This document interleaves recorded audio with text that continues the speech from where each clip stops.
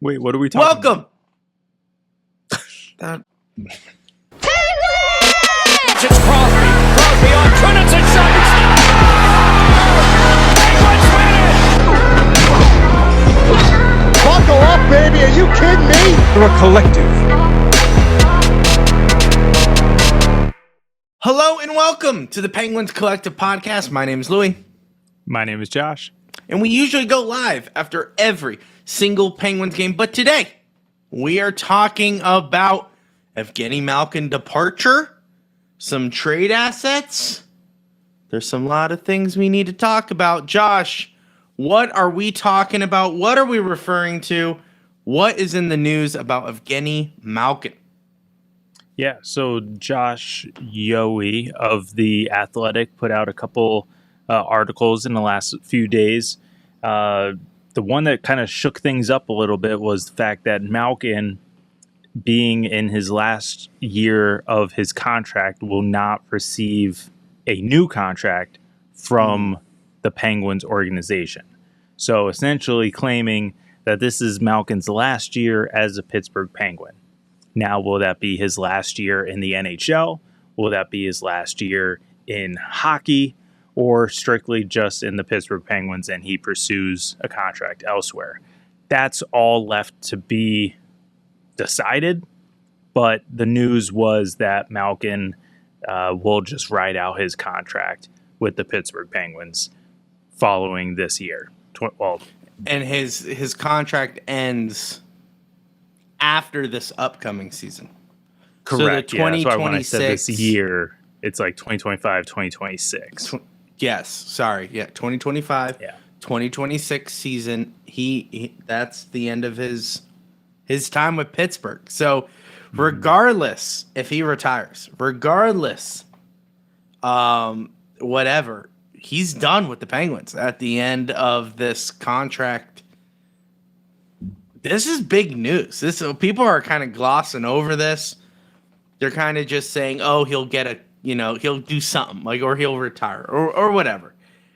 Is there a possibility that Malkin gets dealt at the trade deadline this upcoming season? I don't think so. I think plain and simple, they're just it's going to be exactly what it is. Malkin has said in the past that he is only going to play for one NHL team for his career, and I think that's rather important, the way he phrased that.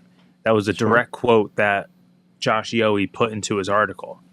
So the way that's phrased, it kind of opens the door. A lot of people were talking about him going to the KHL after his time in the NHL. Yeah. So that could be an option, 2026 on. If he still wants to play a little hockey, he can go play in his, in his home country in Russia and play for the KHL. But I mean, who knows? If he feels like his legs are still good and he wants to play and he wants to, change his mind in terms of playing for one team, sure, why not? Why not go join the, back-to-back Stanley Cup champions in the Florida Panthers? He's got a home in South Florida. He could just stay down there. That could be a option for him next year. But honestly, I'd hate to see it. I would like him to just kind of retire or go overseas, do something like that. But yeah, it's going to be, we're hitting those years where it's going to be the big three. Malkin, I think Letang will be next, and then it's Crosby, and I mean, we've said it on the podcast. It's kind of just common knowledge. Father Time is undefeated, so it's going to come for us all. Yeah. The era is done. I think with this news, the Big Three era is officially dead in Pittsburgh.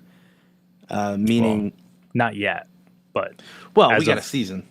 As of with this news, it means that they ain't staying past this next year.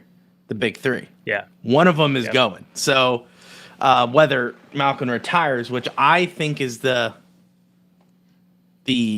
what's going to happen. Maybe not retirement from professional hockey, but retirement from the NHL. I think he is going to head back to Russia to play. I think that's the most likely. very similar to Ovechkin. Ovechkin and Malkin's time is lining up. Are they working on something to go play with Russia together in Russia? So maybe that's something that is on Malkin's mind. Like, hey, I could go play team, dude, in Russia. Dude, that's crazy. Ovechkin and Malkin coming back on one team to play. That would be insane. And I think that's kind of because that's the same time frame that Ovechkin. He's playing this season, and then he's heading out. And that was not even rumored.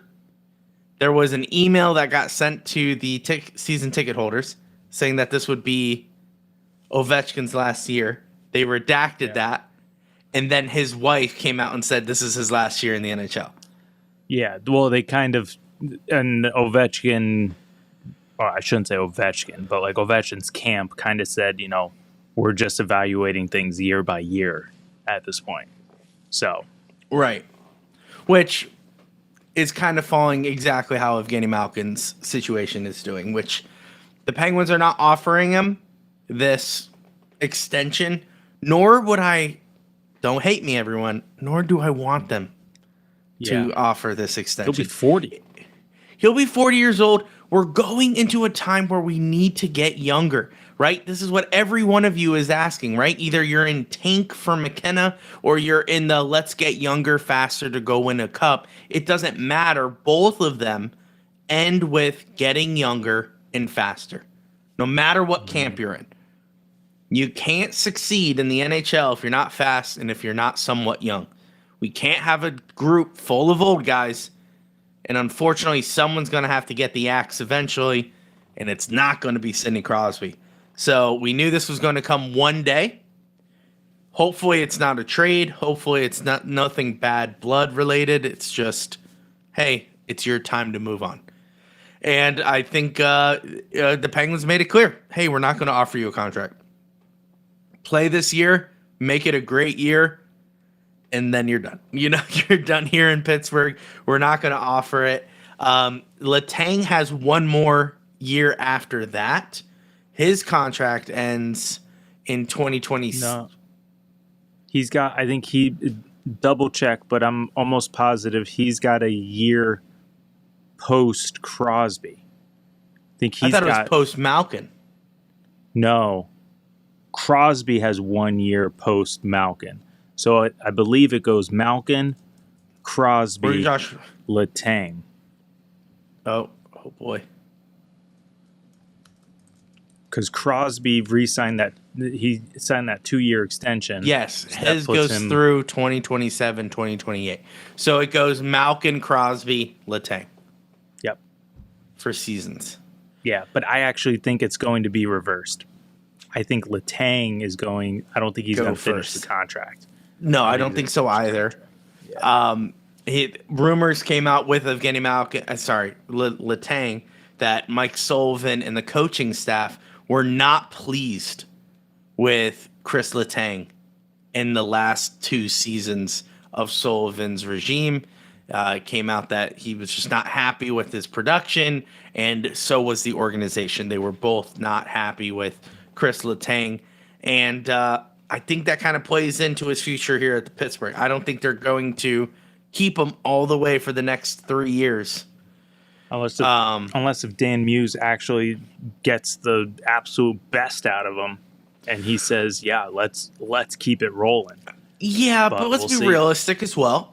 People also said that McDavid's coming back from a 3-2 deficit in the Stanley Cup. Let's be realistic. Okay, different situations, but sure. I wouldn't say so. I'm just saying, proving the haters wrong. I think the same thing can be said about Muse and Letang. I think it's like, yeah, hopefully he gets the best out of him. That's the best case scenario. Worst case scenario, he's out of Pittsburgh.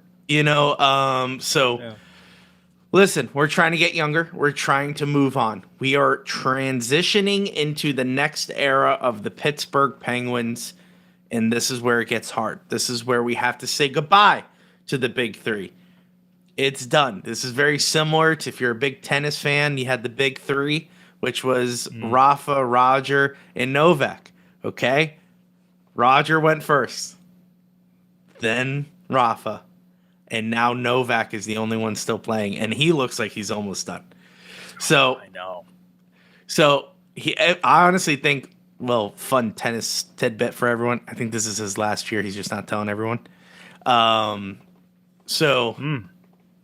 That's just my thing. I think he'll close it out at the U.S. Open because he has only won 4 of those, and he's going to try to win it and then end his career there. Anyway, doesn't matter. Oh, what was that? Only 4. Only 4. But I think it's the same thing with our big 3. It's Crosby's going to be the Novak. Okay? Malkin is the Roger, and Letang is the Rafa. So I think that's what's going to happen. We're going to have Malkin, obviously. He's done. Regardless, he's done with Pittsburgh. We know that. And then Letang, then obviously Crosby. Now, I think it will dawn on me closer to the actual time he leaves. Yeah. But right now I'm like, thank God. Okay, and this is not in any way, shape, or form my feelings for Malkin. He has been an asset to this Penguins team. He is a legendary player. He's a first ballot Hall of Famer. He is a 3-time Stanley Cup champion. He's a Conn Smythe winner. Everything about him just says Hall of Fame, and I will never take that away from him. He's one of the best Penguins of all time. He's one of the best. He's the 4th best Penguin of all time. I think we all can agree with that. That is a great placement for him. But his play has declined. And I know people are typing in the chat, hey, no, his numbers, oh, yeah, this. Right, but it wasn't what it used to be. And I could say the same thing about Crosby. It's not what it used to be. Actually, no, he's been the most consistent because as soon as I said that, yeah, 20 straight seasons. There's a difference. There's a difference. You always bring up the eye test. It's not always about the numbers. You know, even when you look at Crosby's numbers, his numbers actually match his eye test. Malkin, correct. You know, a little bit better this year in terms of his turnovers and, lackadaisical skating and all that. It was a little bit better this year, but 2 years ago, I mean, how many times did you come on this podcast and just it was rough. It was I would rip them apart just because it wasn't even about the turnovers. Yes, it was very crucial because it hurt us, but it was also the lack of back check. It was the lack of effort. And you're just like, you're Evgeni Malkin. You say you're so good. Yeah. I know you're good. You're not playing the way you should. And this was just fresh after a contract extension. So this is very like, hey, you didn't take a discount. And now you're playing like this. That makes me mad. Whereas Crosby's like, oh, I'll play better and take a discount. Which is like, of course he would. And this is why he's the favorite, It's like the stereotypical, like, oh, be like your brother. It's kind of like that. It's like, be like Crosby, dude. Like, this is why everyone likes Crosby. Now, listen, like I said, there is going to be an emotional time where we do have to say officially goodbye to Evgeni Malkin, and that is going to hurt. Trust me, that is going to hurt. We're going to come on this podcast, and we're going to reflect on all the greatness. And that time will come, and he will have his flowers, and he will get everything that he deserves as a Pittsburgh Penguin. But right now, when I hear that news, I just say, thank God, because we need to transition. We should have done this. Now, I was in the small camp that when Hextall had the helm of the Penguins, was at the helm of the Penguins, that we shouldn't have re-signed Evgeni Malkin and Chris Letang to that long of a deal. I definitely think we should have re-signed them. I think we should have kept them, but not at this expense. And now we're sucking, and it's kind of like as an organization, we're stuck with them. And that's kind of what it feels right now. But with the news that Malkin is on his way out, it looks like Letang also will be on his way out just because of whatever. And now Crosby will remain the GOAT, I guess the guy.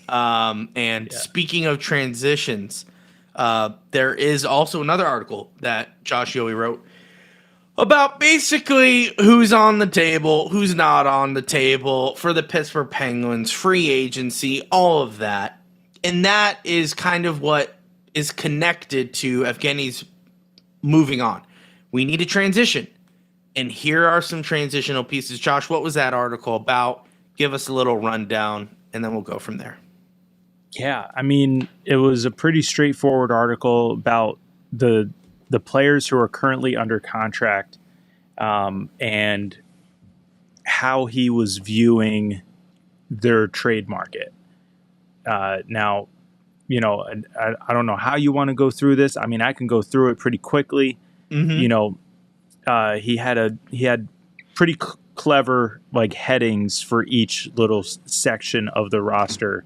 For example, heading "Don't even ask," and who do you think that is? That's Sidney Crosby. Sidney Crosby, right? And then he also had "Let the icon go in peace," and that would be Malkin. We kind of talked about it. Just you think that he might get dealt. I don't think it's a conversation. I say it's a possibility. It's a possibility. Yeah. I think he just goes out as a Penguin. That's what I think is going to happen.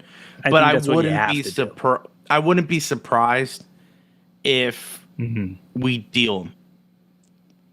And that's all. Fair enough. This next section is my favorite. He's all yours.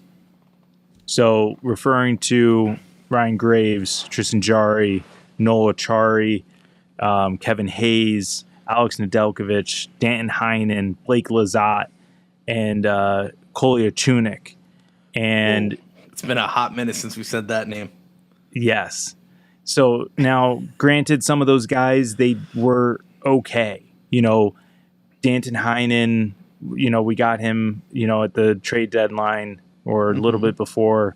And, he's a plug and play guy. Blake Lizotte showed some flashes. Kevin Hayes was a bench favorite, locker room favorite. Noel Achari puts his body on the line. He does. There's guys that you kind of like to have in the locker room. So will there be a market for some of them? It's a possibility. But Josh was referring to in the article, essentially for each and every one of them, they're not going to, be difference makers. But if there's a market for them, you try to sell them. Plain and simple. And I kind of agree. If there's someone that wants to take on Graves' contract, by all means, have at him.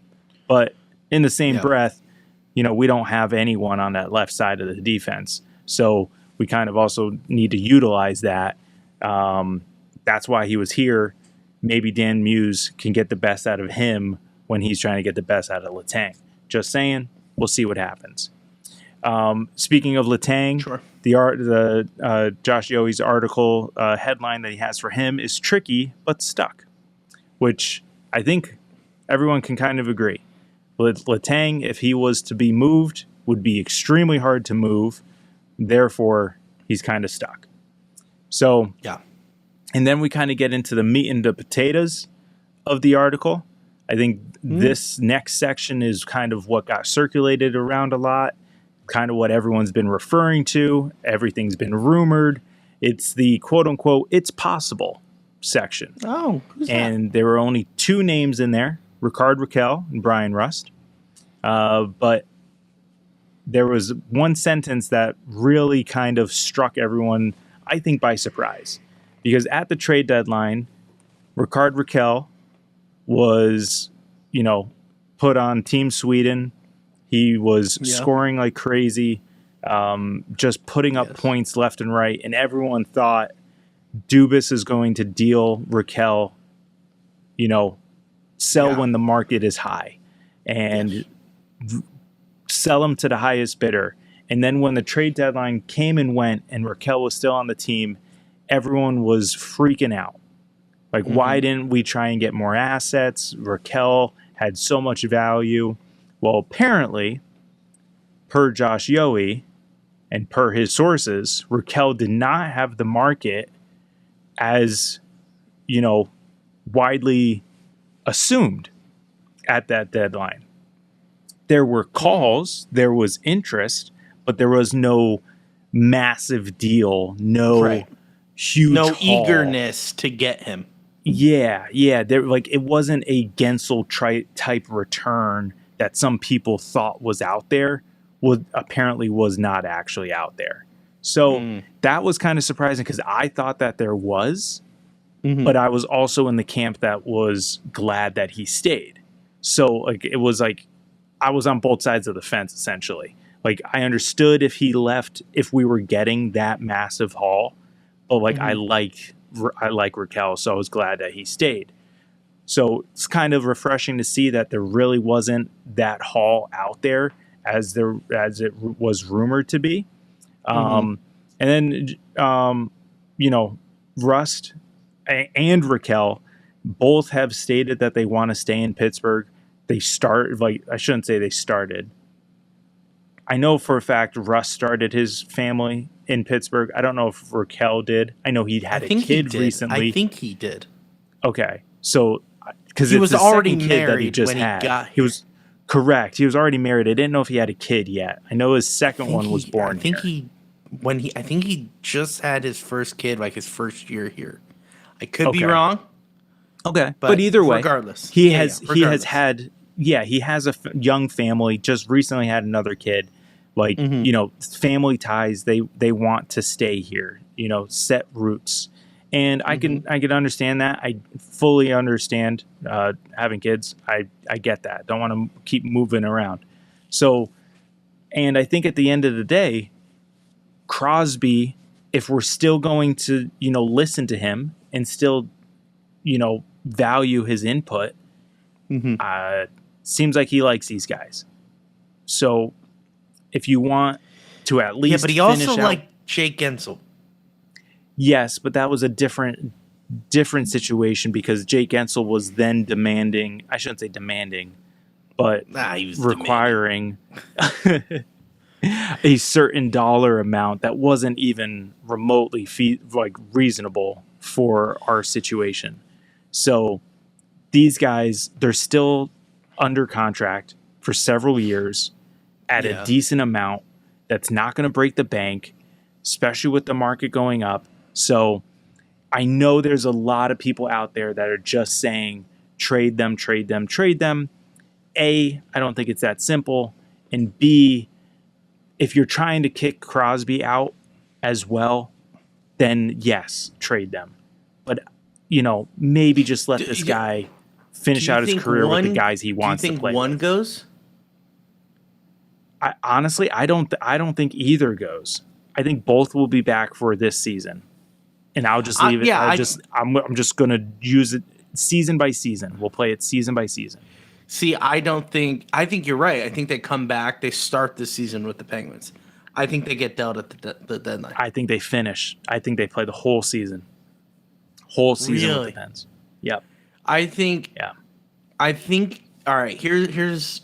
We always go back to the quote unquote plan that no one knows what it is. They just refer to as the plan. I think they don't know what the plan is. This is the serious conspiracy theorist in me. There's no plan. I think they're just trying and hoping for the best.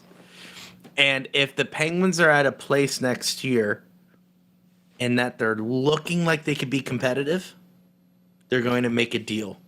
And there's only one name that I think would be more of a trade than a loss, if that makes sense. It's easier to trade him. I think keeping Raquel makes way more sense than keeping Rust. If we're going to make any kind of press.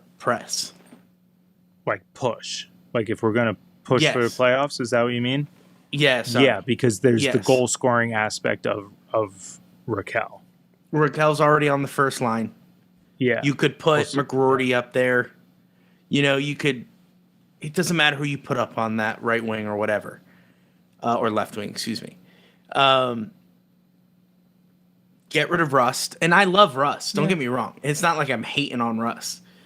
I think we get rid of Rust. We get a good return. No draft picks. Okay, we're not looking. It's not about draft picks. It's not about prospects. It's about someone who could fill in that, not the first line spot, but could fill into a spot. And I think that's what we would get for Brian Rust. Ricard Raquel, but I could see that's at the flip-flop. trade deadline. You're waiting until the trade deadline for both of them to or see either, if there's a push. Either of them. Yeah, if there was a push. Now, Yeah. if the Penguins stink like dog water from day one, then you know that, all right, this is the direction we're going in, and here we are. It's going to be a bumpy ride. We're going to be in the McKenna stakes, all that. But I think if we're kind of teeter-tottering, the 4th in the Metropolitan, 5th in the Metropolitan, and we can make that push in the latter part of the season, why not make a little splash in the trade deadline, get a guy, get something, maybe throw in a 2026 draft pick, get something for Rust, and go. Maybe make more trades. I don't know. I know Dubas already has stated in this article from Josh and Louie that he's not going to be aggressive in the free agency. Yeah. He's not going. I don't know if you already mentioned that. Sorry, I didn't mean to jump the gun on that. No, you're good. But he's not going to be aggressive whatsoever in the free agency. So that tells me he's probably content with the roster, kind of supporting your idea with the Rust and the Raquel. But I think if we're at a spot in the season that could kind of nudge us into a playoff position, I think he pulls the trigger rather than withholds it. Withholds the push. That's different. And I think a lot of it will depend on how we're playing and all that stuff. So that's why I think it's it's a fluid situation. We'll say that. Fluid. Raquel and Rust are a fluid situation. But the next section that he has there of a possible trade is more so probably what everyone is probably going to be pounding the table for. But who's that, Josh? He indicates it'll be tricky due to retention, and that's Erik Karlsson. Oh. 4-time Norris Trophy winner, Josh? Yeah, it's a 3-time Norris Trophy winner. Oh, sorry. He should have been 4-time with the Penguins, but sorry. You're right, Josh. 3-time Norris Trophy winner. But, yeah, and that's what he mentions. He alludes to the disappointing, tenure that he's had in Pittsburgh so far. But, yeah, again, like I talked about with Graves, if there's a market and you can get a decent return without having to retain much, then I guess do it. But at the same time, our defense is abysmal, man. It's bad. Abysmal. Yeah, but no, I know that's what I'm saying. It's bad just on paper. So it's if you're going to keep them, you're just hoping for the upside to kick in, the talent to kick in, the now coaching of Dan Muse and his staff to kick in and do something. You're also hoping for Pickering and Brunick to make that next step and, hopefully, make the roster and contribute and make a difference. If all of that happens, dear God, please keep Karlsson. If all of that happens. But if not, then I think he, for me, is the trade deadline guy. He's the trade deadline guy. Trade deadline. You don't think before the season?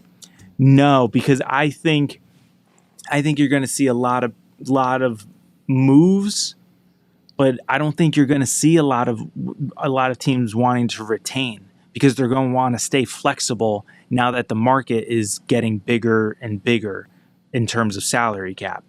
So the spending is going to be flowing, and I think teams are going to want to have that money to spend. So asking them to retain salary is going to be a big ask.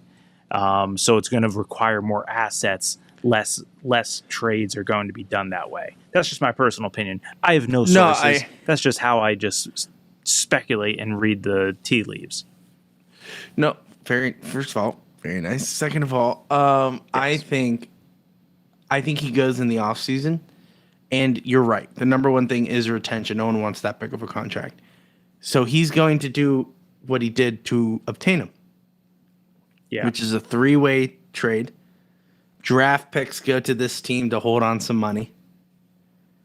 And then the other team gets what they want, and we get from... It's possible. But the only thing is that the way that trade was structured when we got him, he was playing at a high caliber. He's not there now. So how do you get 2 other teams involved to facilitate this? That's where I have a hard time believing that it happens in the offseason. I think the only reason why that could still be pulled off is because of his name alone.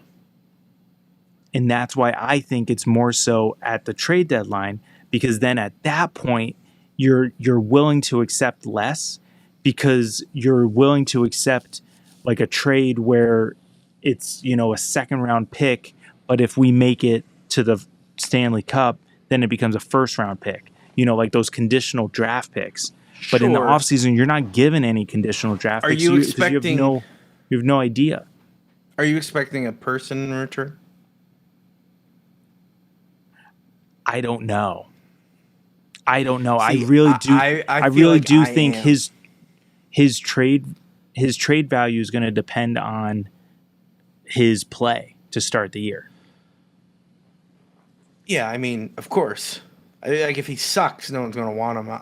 That's why I'm like, you gotta get. I feel like you gotta get rid of him now. That's my reasoning why now. It's because I'm like, what if he sucks again, and he just sucks, and then we get nothing for him at the trade deadline, and we lost that. No, trade. at that point you wouldn't even have it. It would be like a Raquel situation. There wouldn't be any like true valued interest in him, and you just have to hold on to him and eat the contract. So I think that's the problem, right? I think here's so you think you sell now. You sell now, get rid of the contract. Yeah. I mean, I'm not saying just draft picks, right? I think unless you think that's the right thing to do, and then you flip them. But here's what Josh, this is what we said: trade Karlsson and make a push for Marner. You have the cap now. You have the cap now. I'm not saying give him 15 mil, nor am I saying 14. I think you tell him about the plan, whatever that may be.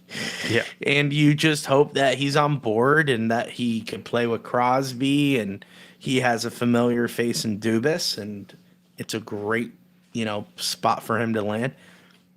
We'll have the cap space after we get rid of Karlsson, and I think that's what you have to do. It's not about the Karlsson. I think it's just about the cap space at that point. So I don't want to have him on the team to suck, to then get a 3rd round draft pick and a prospect at the trade deadline. You know what I'm saying? That's fair too. I don't know. That's my only thing. It's tricky. Yeah, I mean, you can also lump him up with, Letang. It's tricky, but he's stuck, Letang is different, though. Letang is different. Letang has been a Penguin his whole entire career, and we see a decline in Letang.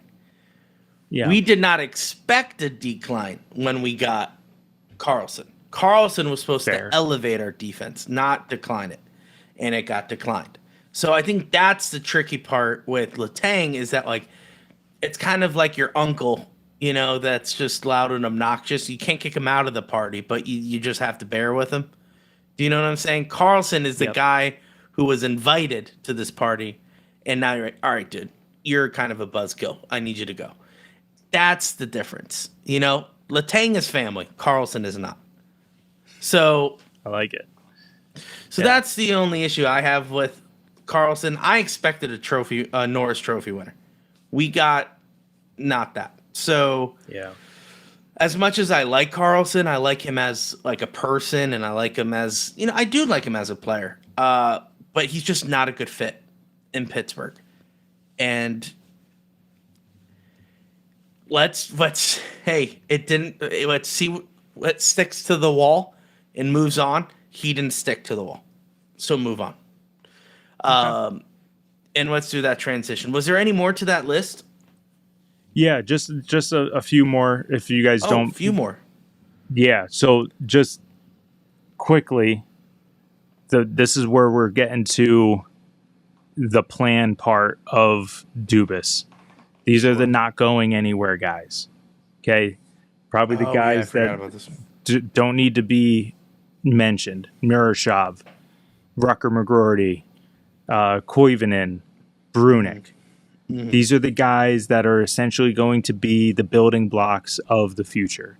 They're all young. They're all expected to make the roster next year, or excuse me, this year, or next year, depending on how the roster is shaped up. Because if we still have Jari and Nedeljkovic, there's no room for Miroshov. So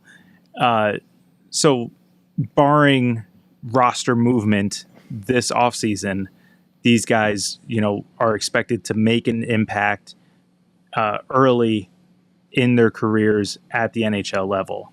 And then, therefore, the next section was not going anywhere, most likely, are Tommy Novak, Owen Pickering, Ryan Shea, and Joel Blomqvist. Now, Pickering, Blomqvist, I think, have more of a likelihood of being a part of the last group, the foundational group, if they're able to produce when called upon. Pickering was a little bit shaky when called up. Blomqvist was a little bit shaky when called up, but they were still able to make an impact. If they can take that next step that is expected of them, like if Blomqvist shows up to camp and absolutely dominates and has to force their hand in either just cutting Nedeljkovic or, sending down Jari again, whatever, kind of just forcing their hand, then you can clearly add them to the foundational pieces that the previous guys were listed as. And then, I think the unknown are the 30 draft picks that we have. Yeah. Josh mentions in the article that he expects quote unquote non-first round picks to be traded. I think that's obvious. I'm not going to lie. Like we have 30 draft picks in the next 3 years. That's essentially, a team and a half, close to a team and a half. So there's no need for that many picks. So obviously we're going to trade some off. There's names swirling everywhere. As soon as someone is rumored to be available on a team, guess who they're linked to? The Pittsburgh Penguins, because we have cap space, we're sucking, and we have draft picks available for worst. Trade. Yeah. So it just, those are obviously going to be traded, but I don't know. I told Louie before we went on, I'm going to give a hot take, and my hot take is no one gets traded. I don't think we make a trade during the offseason that involve a current player that's under contract. I think, obviously, like I said, I just alluded to, we're going to trade draft picks, but I don't think we're going to trade NHL contract players. I'll frame it that way. Wild take. So if we want to trade prospects for NHL ready guys, wild take. That's possible, but I don't think we're going to trade our NHL contract guys. That is a wild take. I don't care. You told me You told me 5 minutes before we went on, and I was like, "Yeah, that's not going to go over well." I don't think. Yeah. I don't think anyone's going to like that. Eat me up in the comments. That's fine. I think people do get traded. Here's the thing, though: a no trade roster means tank. So is that what you're saying? How?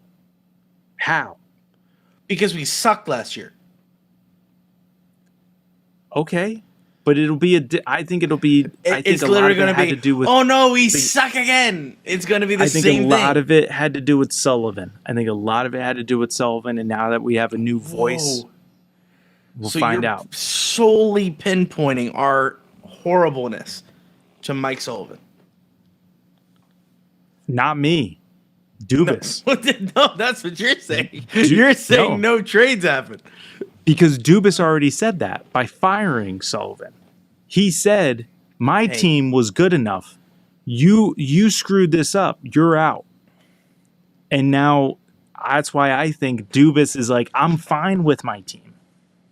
Let's now see what Dan can do here. I don't think that's true. And I think we know that because he didn't get fired. It was a mutual parting of ways. That's what they say.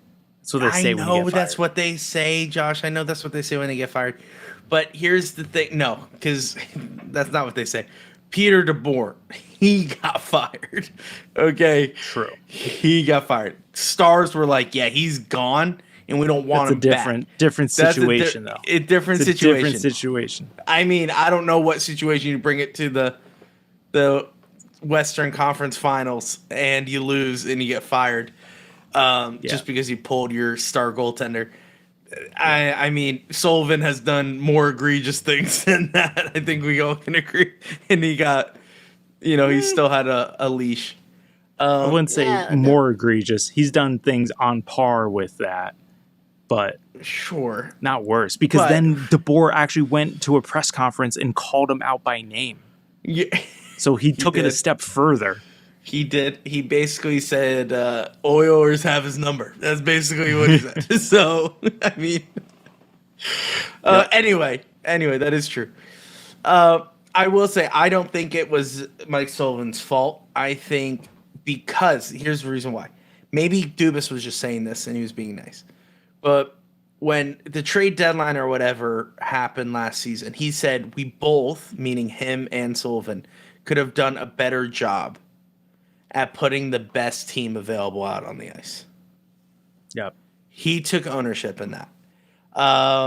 Okay, you're interpreting it that way. I'm interpreting it that Dubas wanted different guys being played. Perfect example. Go ahead. The movie Moneyball. All right. Billy Beane is coming to the manager saying, hey, I need you to play my guys. And the manager's like, well, I need you to trust me to do my job. I think that was literally Mike Sullivan and Kyle Dubas. And now Kyle Dubas has his guy to play his guys. And that's why I don't think any trades are going to happen for NHL contract guys. Listen, if we're not going to tank for McKenna, then I better see trades. That's all I will say. I hate all the turnover. There's no cohesion. We saw it at the end of the year. We were finally clicking. What do you mean finally clicking?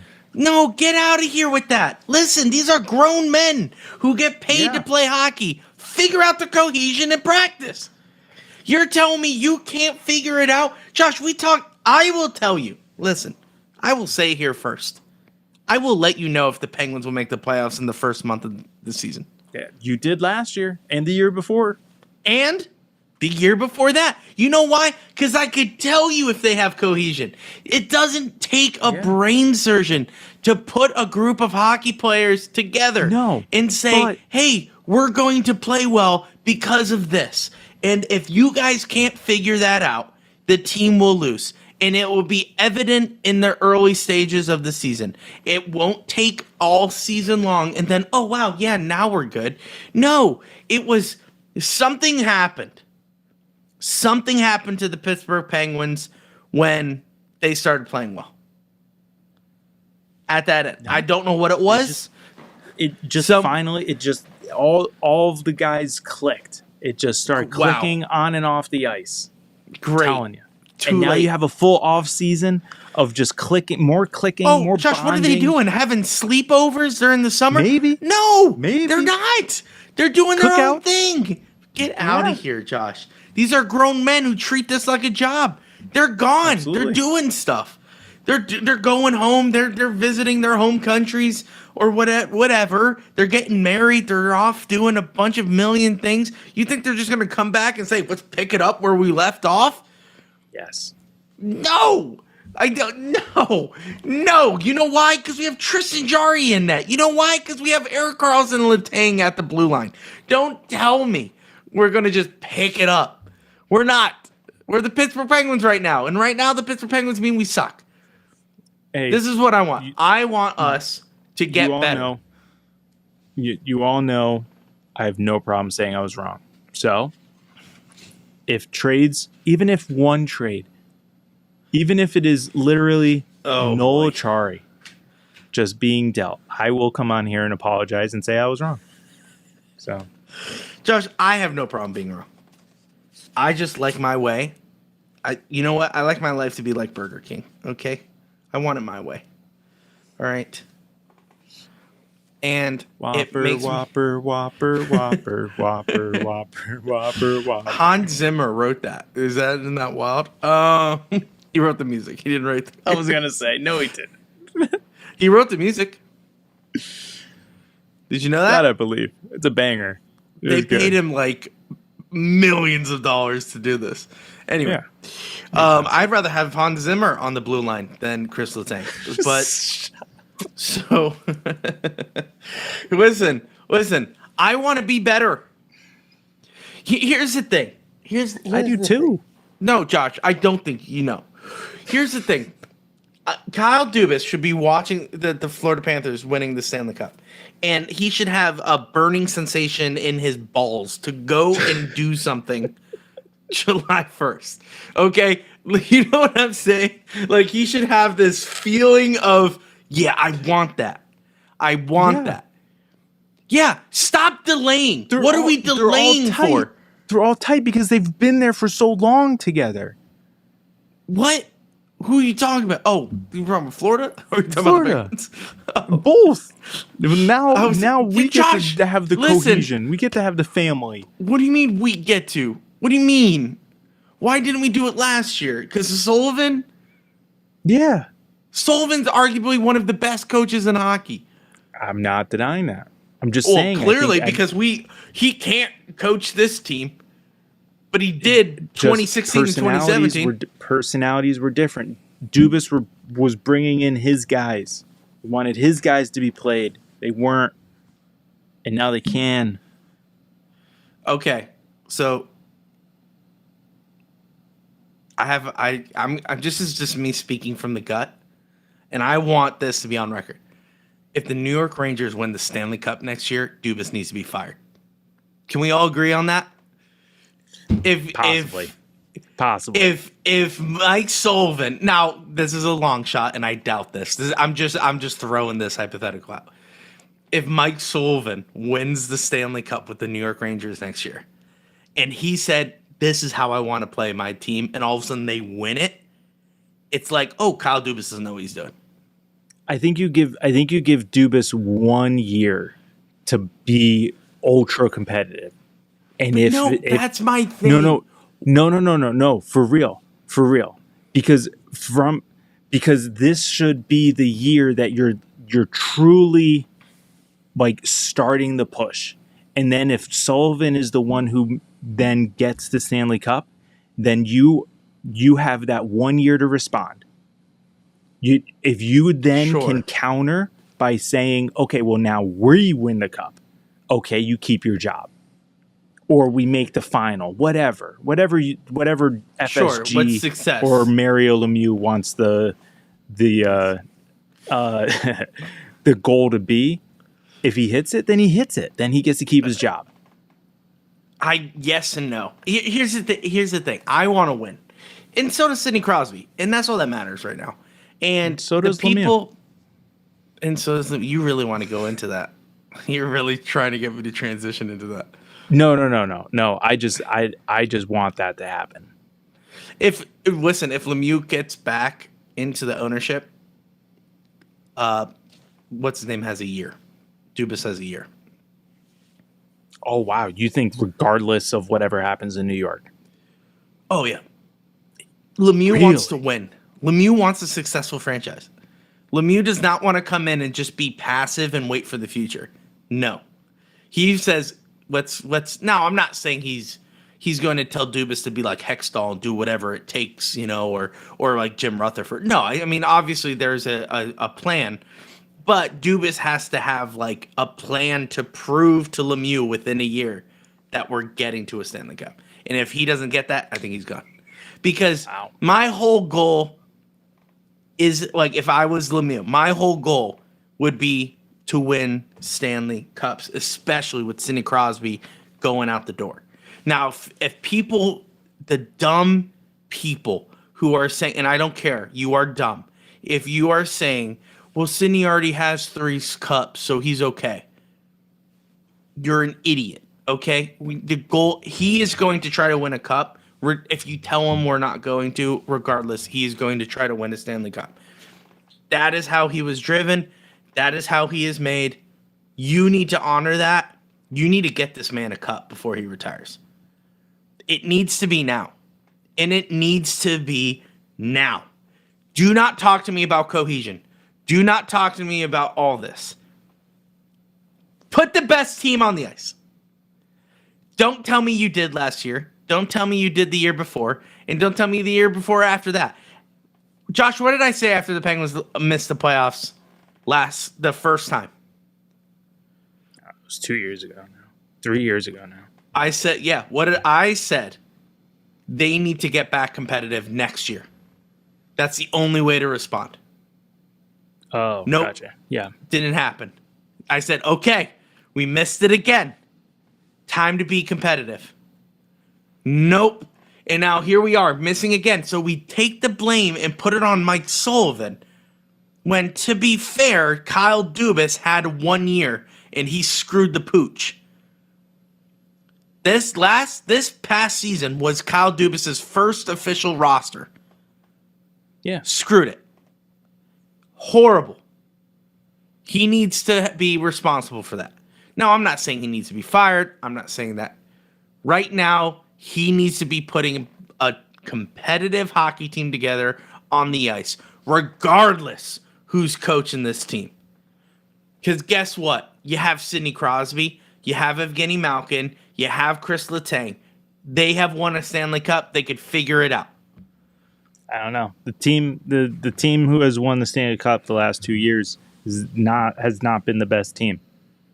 Has been the most, I don't know, unified team, the most. But people can make that argument about Dallas. He can make that argument about the Washington Capitals, about how they were cohesion. They work well together. They play well together. They have each other's backs. It's a good community. So Josh, this past year, Washington was all about the Ovechkin chase. Dallas was not a cohesion team. You saw it, Colorado. Especially with DeBoer.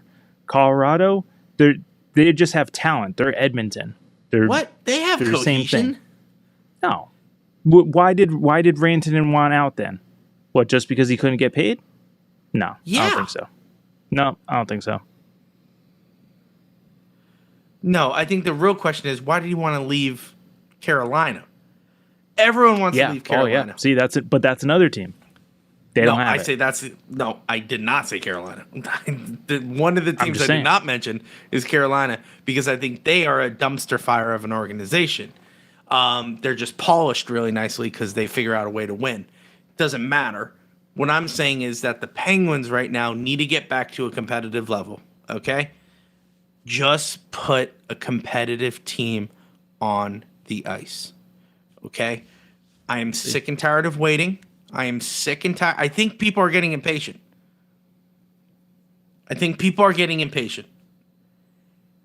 And Dubas has never gave us a clear direction. He'll say one thing and then he'll contradict himself in the next. He has never given us a clear, plain direction. So, well, you know how much I love. You know how much I like Dubas. I will start like I will no longer start believing in him if he does actually get like Marner or another or does a big time trade, because then it's like, then what is the point of this entire time trying to feed us lies about a rebuild or youth influx? Sure. You know what I mean? That's where it's just No, like, I it's like, agree. I don't believe you in anything you say, so just stop holding press conferences. Just stop talking. That's my thing. And honestly, I like Dubas.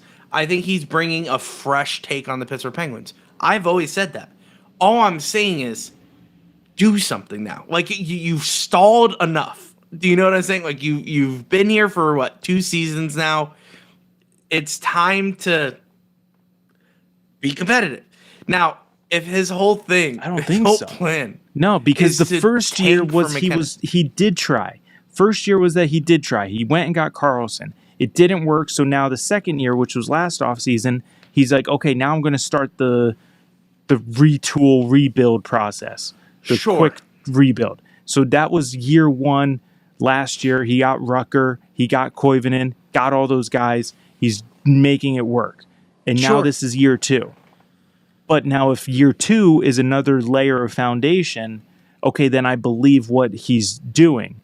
If now he's saying going back to the Erik Karlsson type where he's like, go get Marner, go get a Rossi from Minnesota, go get whoever, then it's Sure, like, yeah. okay, well then what are we doing here? We're just going to go one season super competitive. Next season we're going to tank. Like, I'm lost here.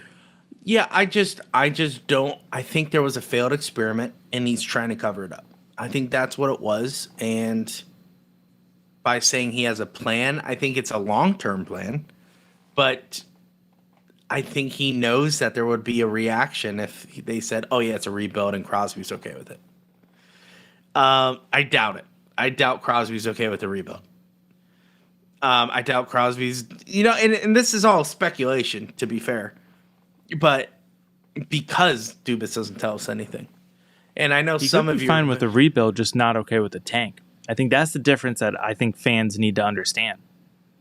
We could be in a rebuild and not tank. Plain and simple. No, that's worse. That's worse for me. I don't want that. What, Either a we rebuild tank and not or we tank? win. Yeah, either we tank for a person or we win and try to be competitive. I do not want the in between.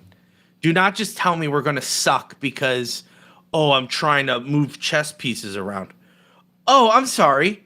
Is 365 days not enough time for you? Figure it out. Yeah, that's why you get paid money. Do That's your why job.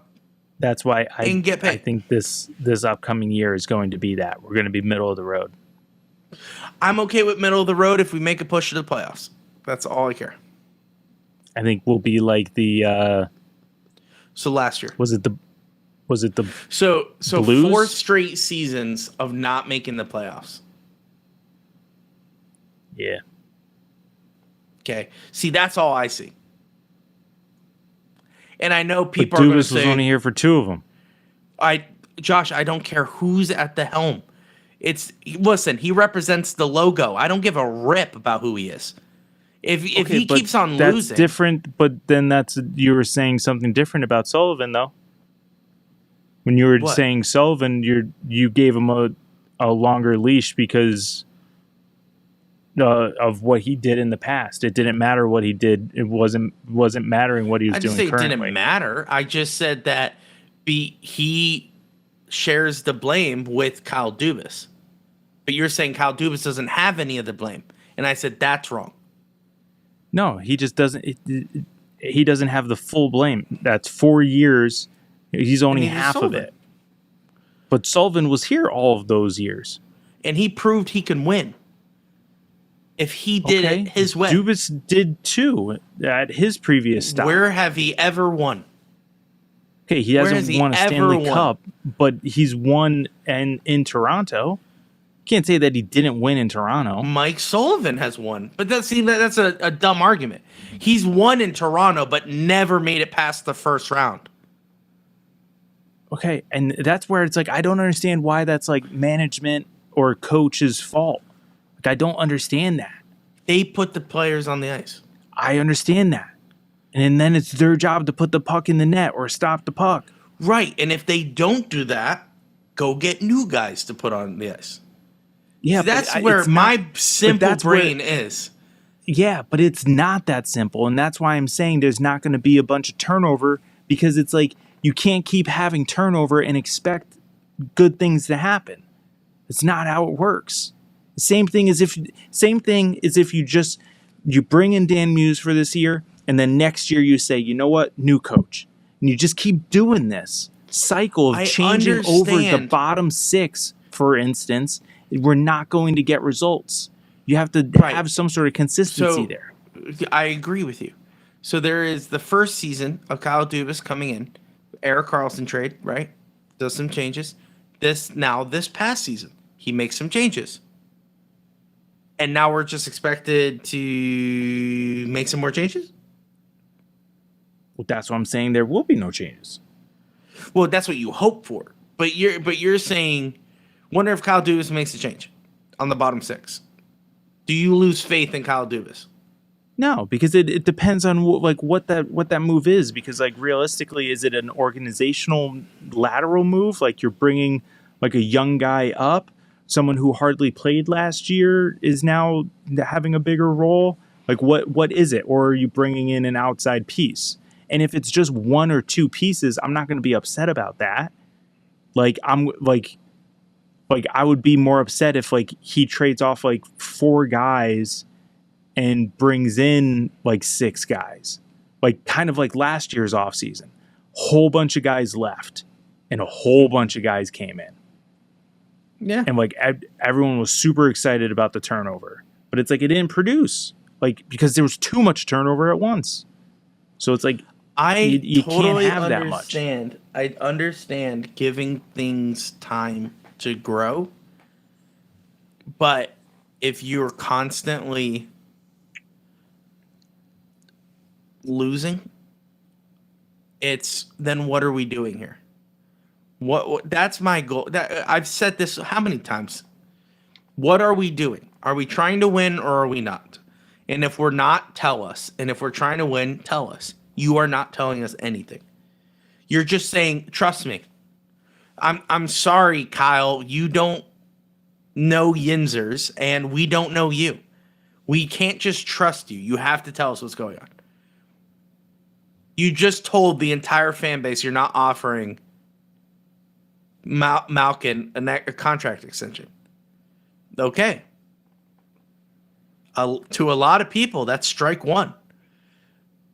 Do you know what I'm saying? You have to tell us what's going on. You hired Dan Muse, great. We fired our Mike Sullivan. I get it. We were losing. You got to have a fall guy. Mike Sullivan, cool. Get it. Understand. Move on. Now you have to try out Dan Muse. I get it. But now it's not Dan Muse's team anymore. Now the spotlight's on you. Because Hextall got fired with Sullivan at the helm. It wasn't Sullivan's fault. It was your fault. Hextall. So now it's all pressure is on Dubas right now. All of it. Dan Muse is innocent because he has just come into this. Sure. This is all Kyle Dubas now.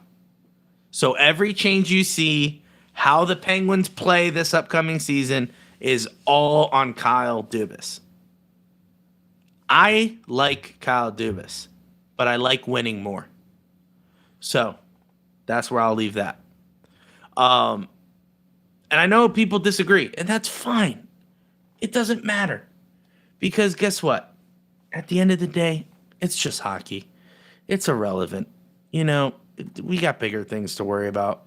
World War III might be coming around the corner, Josh. This all may be nothing. But I do. I just want to win. That's so hard to ask. Even Wilkes-Barre couldn't even win, Josh. Isn't that sad? That was the best team that team has looked in years, and they couldn't get out of the first round. They should have never called up those guys. Should have never called up those guys. What a disappointment. And that's my thing. What are we doing? Like, what if we were going to lose? Why call him up? Like, these are the questions that boggle my mind. Like, Kyle Dubas is like, I got a plan. Don't worry. Hey, by the way, last 2 weeks of the NHL season where we know we're not going to make the playoffs, we're calling up McGroarty and Koivunen. Hey, why? Why are we going to magically make the playoffs in the next 2 weeks? No, but I want to give them playing time after I just said that we're not just calling guys up as rentals. So they were rentals. They were 2-week rentals. So why we did it? Why did we do it? And see, this is what I don't trust Dubas, because he does stuff like that. He says no one's getting a free tryout or something. What did he say? It was like a month before the season ended. Yeah, something like that. Something like that. It was like a free trial or whatever. He said, I'm not going to call guys up just to call them up. And then literally like 2 weeks later, he called up Koivunen and McGroarty just to play out the rest of the season, then to get sent back down to Wilkes-Barre to get eliminated in the first round. Yep. So what was that for? And that's my thing. If we're losing, lose. Don't act like you're trying to do anything. If we're going to win, do something about it. Go win. 2 weeks is going to be fun. What was that? 2 weeks is going to be fun. Why? It's What's July in 2 1st. weeks? July 1st. Yeah. To your point, I don't think we do anything on that day. So, Kyle Dubas ain't jumping. You know, he's not waking up July 1st being like, hello, is this Marner's agent? Please come here. Please come here right now. I don't think he's doing it. His own meme with the two phones. Yeah. And the one on the shoulder.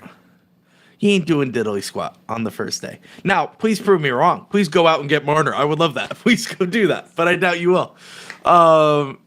Or he's going to sign like